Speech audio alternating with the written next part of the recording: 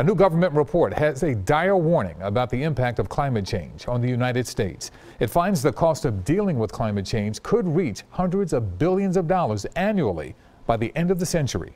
CBS reporter Hillary Lane reports.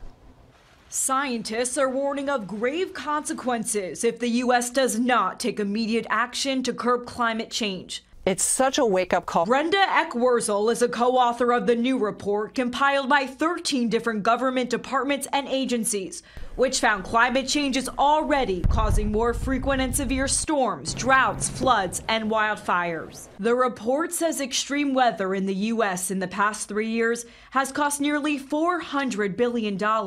Scientists say by the end of the century, the U.S. could be up to 12 degrees warmer. The scale of emission reductions that we're doing in the United States is not enough to really slow the pace of climate change, especially a lot of people around the world and a lot of nations look to us for leadership.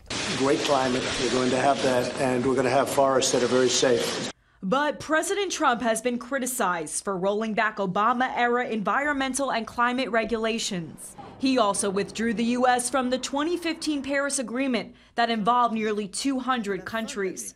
In a statement, the White House criticized the new report, saying it is largely based on the most extreme scenario, which contradicts long-established trends.